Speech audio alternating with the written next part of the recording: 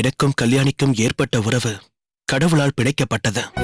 அத்தகைய உண்மையான காதல் ஒருபோதும் தோற்காது. பாகநேரியும் பட்டமங்கலமும் மீண்டும் ஒன்று சேரும். இரண்டும் நட்பு நாடுகள் என்பதோடு சம்பந்தி நாடுகள் என்ற பெருமையையும் பெறும். போதும் வைரமுத்தா, இது போதும். உனது உறுதியான நம்பிக்கை நிச்சயம் வெற்றி பெறும். ஆனால் ஒரு முக்கியமான விஷயம். என்னக்கா? நாம் கோயிலுக்கு சென்று கல்யாணியை சந்திக்கும் விஷயம் எக்காரணம் கொண்டும் யாருக்கும் தெரியக்கூடாது. எனக்கு தெரிந்து விட்டது.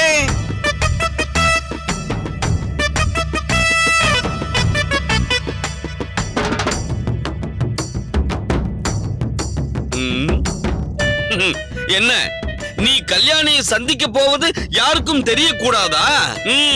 உன் காதல் கைகூடுவதற்கு காரணமாக இருந்தவனே நான் தானே, எனக்கு தெரியக்கூடாதா? ஏய் அறிவழகா, என்ன உளறுகிறாய்? பிறகு என்ன? உன் காதலியை சந்திக்க நீ பாகநேரி போகும்போது இந்த அறிவழகன் தேவைப்பட்டான். குதிரைகள் வாங்க செல்கிறேன் என்று சொல்லிவிட்டு மேகநாதனின் துணையோடு பாகநேரிக்கு போக இந்த அறிவழகனின் துணை தேவைப்பட்டது. காதலியோடு கொஞ்சி பேச காக்கை விரட்ட நான் வேண்டும்.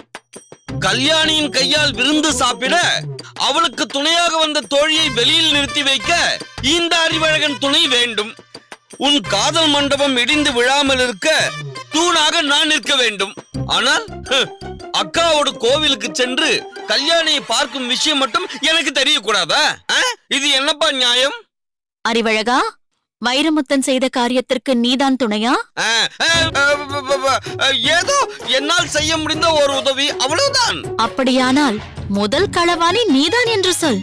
ஆமாம், உங்கள் தம்பி பாகநேரிக்கு படையெடுத்து செல்கிறார் பாருங்கள், களவாடம் செய்ய துணை போக. அதையெல்லாம் அவரே பார்த்துக் கொள்வார். பாகநேரிக்கு போய் அங்கு ஒரு பெண்ணின் மனதை கொள்ளையடித்து விட்டு வந்திருக்கிறாரே, அவர் களவாணியா நான் களவாணியா? அப்படி ஒரு சம்பவம் நடக்கும் பொழுது நான் அவரோடு இருந்தேன், அவ்வளவுதான். இதை தவிர வேறொன்றும் எனக்கு தெரியாது. இதையெல்லாம் ஏன் முதலிலேயே என்னிடம் சொல்லவில்லை? சொல்லலாம் என்றுதான் நினைத்தேன். ஆனால் அன்று ஒரு நாள் கட்டையை எடுத்து என்னை அடிக்க வந்தானே, அது ஞாபகம் இருக்கிறது அல்லவா? நன்றாக இருக்கிறது. உனக்கு பதிலாக நான் அல்லவா அங்கு போய் நின்று விட்டேன். நல்ல வேலை, நான் மட்டும் அங்கு நின்றிருந்தால் என் மண்டையை இரண்டாக பிளந்திருப்பான் வைரமுத்தன். ஏன்? அவன் கல்யாணியோடு கனவில் பேசிக் கொண்டிருந்ததை நான் கெடுத்து விட்டேனாம். அதனால் தான் என் மீது அவனுக்கு அவ்வளவு கோபம். இதற்கு மேல் ஏதாவது பேசினால் இப்போது அந்த சம்பவம் நடக்கும். பேசாமல் போய்விடு. ஏன் அடிக்க மாட்டாய்? நாளை அக்காவோடு போய் கல்யாணியை சந்திக்க போகிறாய். இனி இந்த அறிவழகனின் துணை உனக்கு தேவைப்படாது, அப்படித்தானே? இப்போது நீ போக போகிறாயா இல்லையா? போகிறேன். நாளை காலை சந்திப்போம். கோவிலுக்கு போகும்போது நான் கூட வருகிறேன். அறிவழகா, நீ எதற்கு எங்களோடு வருகிறாய்? வேற எதற்கு? அம்மனை தரிசிக்கத்தான். அதெல்லாம் ஒன்றும் வேண்டாம். வேறு ஒரு நாள் சென்று அந்த அம்மனை தரிசித்துக்கொள். ஏதோ சில நாட்களுக்கு பிறகு இப்போதுதான் வைரமுத்தன் கல்யாணியை சந்திக்க போகிறான். அந்த சமயத்தில் நீ எதற்கு அங்கு வர வேண்டும்? கல்யாணி வந்தால் அவளுடைய தோழி செண்பகமும் உடன் வருவாள் அல்லவா? அவளை பார்ப்பதற்காகத்தான். அறிவழகா, இருக்கிற பிரச்சனை போதாதென்று நீ வேறு ஒரு பிரச்சனையை உருவாக்குகிறாயா? ஆமாம். ஐயோ, அதெல்லாம் ஒன்றுமில்லை. எனக்கு எதற்கு வம்பு? நான் கிளம்புகிறேன். வைரமுத்தா, நீ பேச வேண்டிய அனைத்தையும் இந்த சிலையிடமே பேசி தீர்த்து விடாதே. கல்யாணியை சந்திக்கும் பொழுது பேசுவதற்கு ஏதேனும் மீதம் வை.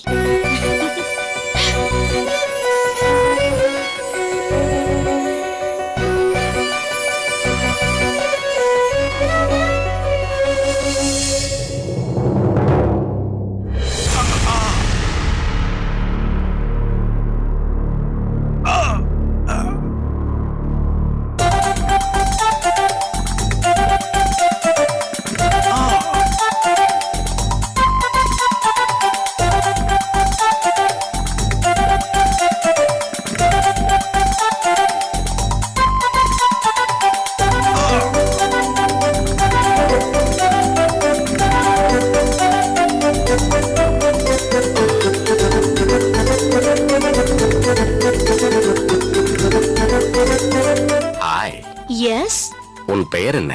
ஜான்சி. நான் யார் என்று தெரியுமா? எங்க கர்னலோடு பார்த்திருக்கிறேன். நீ அவளுடைய ஃப்ரெண்ட். ஆமாம் ஆமாம் ஆமாம் ஃப்ரெண்டு ஃப்ரெண்டு. உனக்கு தமிழ் தெரியுமா? கொஞ்சம் கொஞ்சம் தெரியும். ஐயோ, இதுவே கொஞ்சுவது போல் இருக்கிறதே. என்னை பற்றி உனக்கு தெரியுமா? என்ன தெரியணும்? நான் பெரிய ஜமீன்தார். நீ மட்டும் எங்கள் ஜமீனுக்கு வந்து விட்டால் உன்னை ராணி போல் வைத்துக் கொள்வேன். ராணி? ஓ, குயின். ஆமாம் ஆமாம் ஆமாம், குயின் குயின். வந்து விடுகிறாயா? அதற்கு பின் நீ நிறைய பாடம் கற்றுக்கொள்ளலாம். What? தமிழ் நன்றாக கற்றுக்கொள்ளலாம் என்று சொன்னேன். Stop it! Get out! என்ன ஜம்பலிங்கம்? நான் அந்த கோபால் நாயக்கரிடம் அடிபாச்சு அவமானப்பாச்சு வந்திருக்கிறேன். நீ எங்கள் பானிபானிடம் குறைந்து கொண்டிருக்கிறாய். ஐயோ மார்க், அப்படியெல்லாம் ஒன்றுமில்லை. கர்னல் எங்கே போயிருக்கிறார் என்று விசாரித்துக் கொண்டிருந்தேன், அவ்வளவுதான். போதும், எல்லாவற்றையும் நான் கேட்டுக்கொண்டுதான் இருந்தேன். அது வந்து எது? இந்த பணிப்பெண்ணே இவ்வளவு அழகாக லட்டு போல் இருக்கிறாள். உங்கள் நாட்டில் எவ்வளவோ அழகான பெண்கள் இருக்கிறார்களே, அவர்களை எல்லாம் விட்டுவிட்டு இந்த கர்னல் எதற்கையா சுந்தரிதான் வேண்டும் என்கிறார். அது இப்போது முக்கியமான விஷயமா? அதை பற்றி பேச இதுதான் நேரமா? இல்லை, நான் அதை சொல்லவில்லை. பேசாத. உனக்கு உன் பிரச்சனை தான் முக்கியம். என் நிலையை பற்றி சிறிதாவது நினைத்தாயா? எனக்கு ஏற்பட்ட ஒரு மாற்றத்தை பற்றி சிறிதாவது சிந்தித்தாயா? நான் எப்படி கொதித்துக் கொண்டிருக்கிறேன் தெரியுமா? எப்படியாவது இந்த அவமானத்தை நீக்க வேண்டும். அது உன்னால் முடியாது mark. Carmel, Don't explain. Are you not ashamed? நீ யார்? பிரிட்டிஷ் சாம்ராஜ்யத்தில் ஒரு படைப்பிரிவுக்கு பொறுப்பேற்றிருக்கும் ஒரு லெப்டினன்ட். நீ போய் ஒரு போட்டியில் கலந்து கொண்டு தோற்று போனாய் என்றால் இதை விட பெரிய அவமானம் வேறு என்ன இருக்கிறது? இப்போது நீ அடைந்த தோல்வி தனிப்பட்ட மார்க்கின் தோல்வி இல்லை, ஒட்டுமொத்த பிரிட்டிஷ் சாம்ராஜ்யத்திற்கு ஏற்பட்ட தோல்வி. துரை, மன்னிக்க வேண்டும். என்ன? ஒரு வார்த்தை சொல்ல அனுமதிக்க வேண்டும். சொல். மார்க் ஒருவனை காரணமாக கொண்டு பிரிட்டிஷ் சாம்ராஜ்யத்திற்கே தோல்வி என்று நீங்கள் நினைப்பது பொருத்தமில்லை. அதே நேரம் மார்க்கின் திறமையையும் குறைவாக மதிப்பிடக் கூடாது. அந்த மல்யுத்த போட்டியில் பல பேரை ஜெயித்து பரிசு வாங்க இருந்த வீரனை ஒரே அடியில் அடித்து ஜெயித்து காட்டினார். அப்படியா? ஆமாம் துரை.